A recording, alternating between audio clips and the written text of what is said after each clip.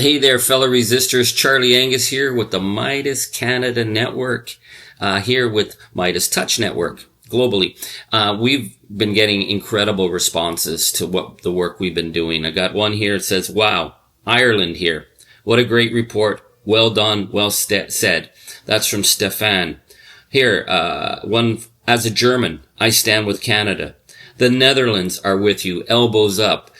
Peter. And we got one from a recent one on being in Kitty Vitty, Newfoundland, that says, thanks for showcasing my home province of Newfoundland and the people who are as tough as the landscape they inhabit.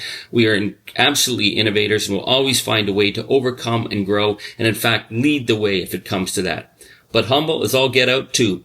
We definitely need to stop thinking on old technology and MAGA-like agendas and be one with our great land. It will be our strength for years to come. That's from Violet in Newfoundland. So, Violet, I got something special for you.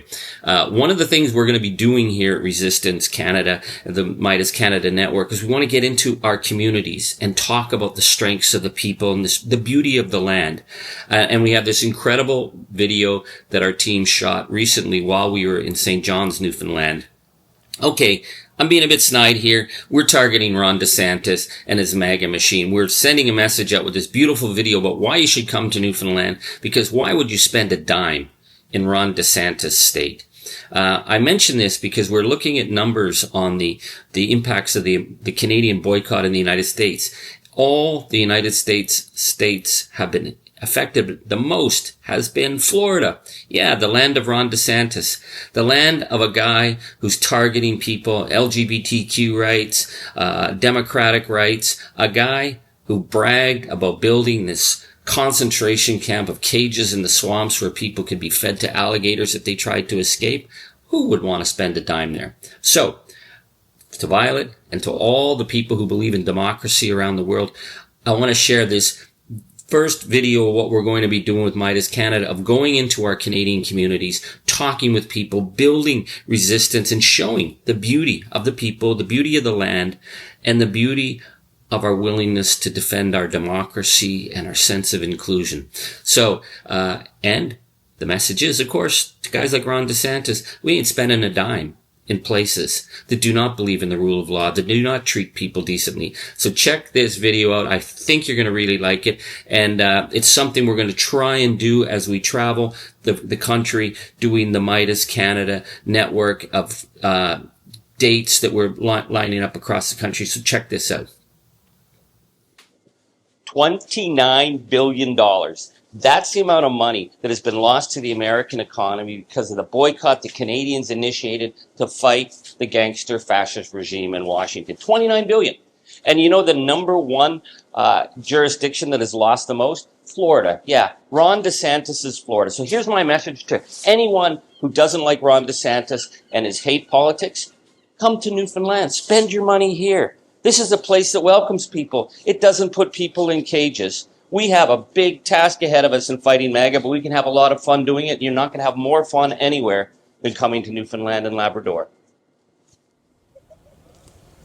Canada is a nation that is open to the world. Canada is a nation that believes in diversity, equity, inclusion. The reason that I'm asking people to come and spend their money here and not in Florida is that we are watching the disintegration of the rule of law in the United States. It is appalling that Florida has set up the first concentration camp in the United States. This alligator Alcatraz is a system of abuse, throwing people who have committed no crime, who have not been charged, who have not had access to legal counsel, into cages, and then bragging that they'll be eaten by alligators. That is the stuff of dark, barbarian fascism. And it's up to all of us to resist it. And the one way we can resist is by saying we will not spend a dime in jurisdictions that support concentration camps, the abuse of law, and the horrific treatment of people just because of the color of their skin or their accent or the language that they speak.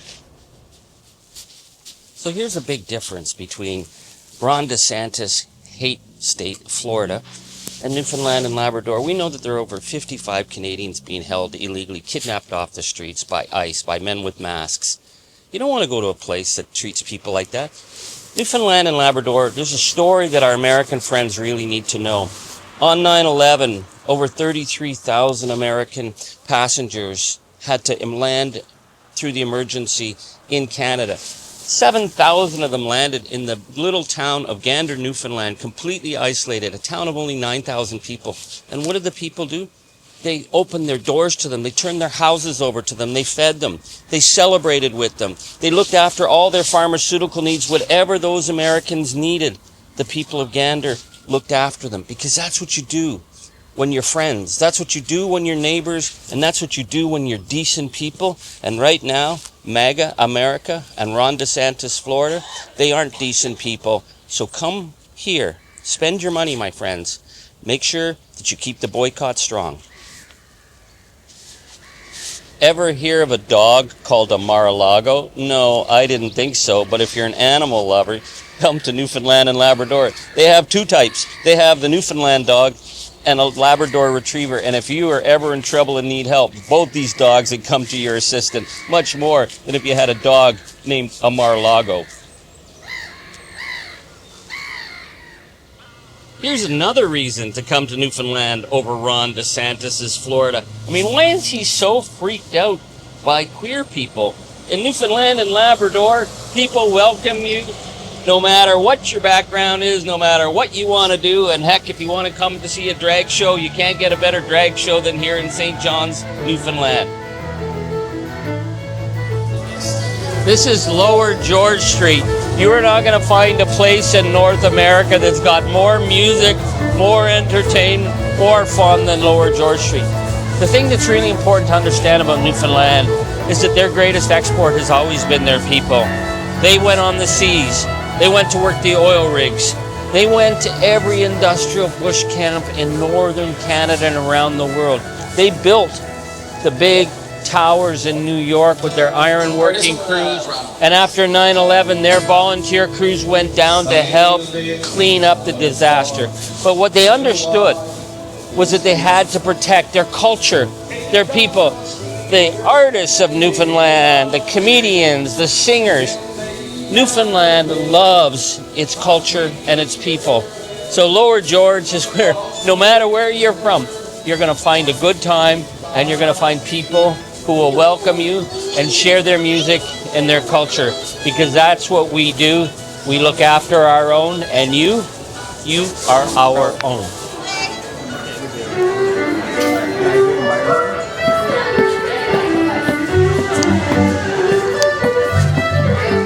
You know, they used to have a tourism slogan here in Newfoundland, which was as far away from Disneyland as you can get. I think they should revive it, because this is as far away from Maga, Florida, as you can imagine. This is a place where we don't put people in cages. Okay, maybe a few lobsters, but we can live with that.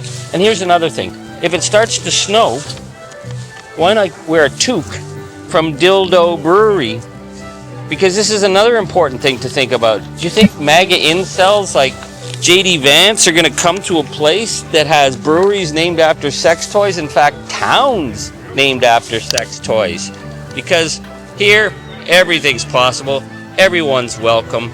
This is why we say no to MAGA. We say no to the fascists. We say no to the hate. And we spend our money in places where people are decent and support the rule of law. Oh, and here's another reason we do this. Because we are elbows up in Newfoundland and Labrador. We stand on guard for thee. We stand on guard for our freedoms. Elbows up. Come to the rock.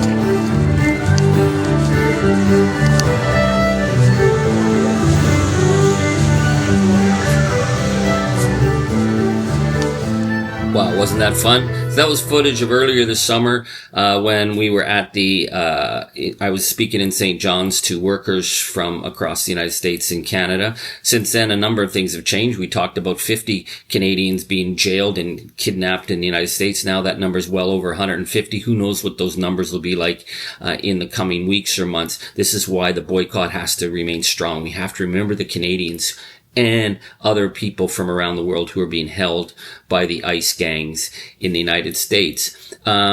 I want to say that we are going to be doing more of these kind of community-focused events where we show people the beauty of our lands and the resistance that's happening. So I want to update folks. We're launching the Meidas Canada resistance rallies and town halls, and the very first one is September 5th. This September 5th in North Rustico, Prince Edward Island. What better place than a beautiful fishing village on the Atlantic coast of Canada? So, North Rustico, you talk to people at the Lions Club, they'll get you set up. September 6th will be in Charlottetown at the Carrefour Theatre. Another obvious place to be, the birthplace of Confederation, Charlottetown, Prince Edward Island. Can't wait to come there, meet people. We're going to have great speakers. We're going to have great music. It's going to be a good conversation.